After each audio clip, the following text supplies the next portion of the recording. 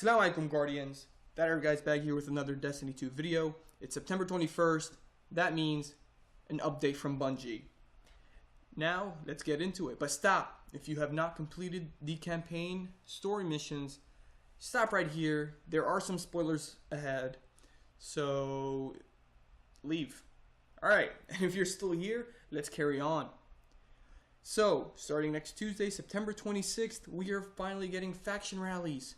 If you are following Bungie's Twitter account, you'll remember that they uploaded a picture showing us what's happening within the following month of Destiny 2, letting us know when everything's going to come, just like Trials of the Nine and Xur. And on that said that week 4 we are getting faction rallies. Now, what are faction rallies, you might ask? Well, I'm not really sure too, because they just released information for us to sink our teeths in until Tuesday. About time. So, they spoke to senior designer Tim Williams to find out what they actually are. Now, then this is what he said. Each of the factions of the tower is having a rally to collect resources for its cause. They're recruiting guardians to gather supplies for their factions and destroy enemy resources. They'll offer a suite of rewards to help the guardians rise up against enemy threats. As an incentive, each faction has set aside a powerful weapon to entice players to choose their side. The faction whose guardians collect the most faction packages will be declared the winner. The winning faction will offer the weapon to everyone, but all who pledge loyalty will receive it with a huge discount as repayment for their contributions to their faction's cause. Alright, it's official, we're getting faction versus factions. This is going to be awesome. I can't wait. I've been Dead Orbit since day one. Alright, so let's keep going. Arad Jalal from Dead Orbit, Lakshmi 2 from the Future War Cult, and Executor Hideo of New Monarchy will return to the tower to ask you to pledge your loyalty. Before you can make this choice, you must first reach level 20 and gain access to the tower, and you will only be able to pledge to one faction per character. So it seems official that you might only be at one faction permanently for life, unless you make another character. Now, I don't want to say this is concluded, but I'm just speculating depending on what I'm seeing right here. So, let's go on. Once you have chosen your sign, your mission will be to return to the wild and complete activities in support of your faction. You can do public events, explore lost sectors, complete strikes, clear the raid, or compete in the Crucible. As you complete these activities, you will be rewarded with faction tokens that you can turn in for packages of beautiful loot. I know that's what we all want in life at this point.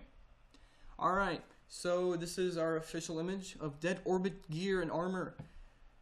On the left we have our Hunter, Titan, and Warlock. Now in my opinion, this gives me kind of a guerrilla warfare type of thing to it. I am a Hunter, I'm biased, and I love Dead Orbit. I'm biased as that as well. But I would love it if the gear was kind of better. Gotta be honest. Nonetheless, I will grind for it. I will get every piece of Dead Orbit that I can. Alright, so this is in each legendary package or engram. We have our shaders, our weapons, and other things to collect inside. If you noticed, these weapons, we have, I believe, the 3 graves, which I have actually fortunately gotten in the game. We have the hand cannon, sidearm, and shotgun. Now, if you're like, Errd Guy, how'd you get in the game? Well, guys, you simply go to Cage 6 Weekly Reset, get your treasure maps, and you have a very, very low chance of actually getting one in game. Now, from what I have heard and know, there are 4 currently being offered. The 3 graves, which is the pulse rifle you see right here. There is also the Dead Orbit hand cannon, the auto rifle from Future War Cult. Alright, so let's go into Future War Cult. We have a Hunter on the left, Warlock and Titan. I gotta be honest, gear looks nice. I can't decide which faction I want. Alright, so if we go on, this is what is offered to you in their legendary packages. Alright, we have also our shaders. So if we go down to New Monarchy, this is actually pretty nice. I gotta admit, the Hunter looks sexy. There is no doubt about that. But anyway, so let's go on. So, in addition to all the gear on display above, each faction will be offering a special weapon as a reward to be sold if they emerge victorious. Everyone who pledged to the winning faction will be able to purchase it for 1,000 glimmer. Anyone who did not can still get it, but will have to pay a higher price of 50,000 glimmer. So, try to get your faction to win, guys. Grind. So, if Dead Orbit wins next week, Scout Rifle. I want this bad. If Future World Cult wins, they get the Pulse Rifle. And if New Monarchy wins, you get the sidearm. And now you can earn faction tokens to turn into your faction of choice all the way up to 2 a.m. Pacific on October 3rd, which is 1 week from the release date of faction rallies. And then they will declare a winner by that day at 10 a.m. Pacific. So good luck, Guardian, and may the best faction win. Alright, so next Monday there will be a server maintenance and downtime. On Monday, September 25th, the day before the faction rallies and guided raids begins. Now, I don't mind this because I'd rather get into a game that's in tip-top shape on Tuesday. So honestly, I'm fine not going 6 hours without a game. Now, 6 a.m. players will no longer be able to sign in. 7 a.m. you will be removed, and 12 p.m. is the expected maintenance conclusion. Be sure to follow Bungie Help to stay updated. Now, in case you're experiencing some bugs in the game, these are the known issues that they know of, so they will fix it, so don't worry about that. So first off, we'll start with Trials of the Nine. It was not disabled properly at this week's ritual reset. You may not have heard, but Tuesday, Trials of the Nine was open. People went flawless, went to the top of the spire, and got their loot. So yeah, this was a bug. So obviously they fixed it a couple hours actually after that. And it should be expected that the activity obviously will come back Friday.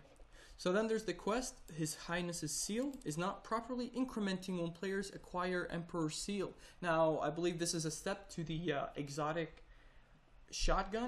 raid shotgun, which I apologize, I'm not sure of what the name is. Anyway, so every time you get a chest, you get Emperor's Seals. Sometimes when you get 12 or 13, the game registers, or the quest registers as if you only got 1 or 2, making the grind for it actually very, very difficult. And you need, I believe, 100 seals. So if you are on that step of the quest, stop, wait until they fixed it, probably by next Monday, when the server maintenance is happening. So another thing is, occasionally objects aren't properly spawning within the Exodus Crash Nightfall Strike. Now, I've noticed this in the Prestige mode. After you protect your ghost, you keep going, the arc spires aren't showing up properly. And yeah, I will actually have a link in the description below of a YouTuber, actually a fellow Destiny YouTuber, who has found a way to solve this. I believe his YouTube name is Esoteric. So be sure to watch it if you want to do Prestige and not deal with this bug. Another thing is public event completions are not properly granting clan XP upon completion. I have personally not experienced this, but if you are, don't worry, they are fixing it. And then clan engrams are not being rewarded to some qualifying players. Now note, if a player leaves a clan and joins a new clan midweek, they will not be able to earn further clan engrams until the following weekly reset. That if a player creates a new character after an alternate character has earned a raid key on a given week, that key will be erroneously removed from the character inventory. Now, this is my first time seeing that word in my entire life, so just in case. In a mistaken way, incorrectly, perfect. Thank you, Google.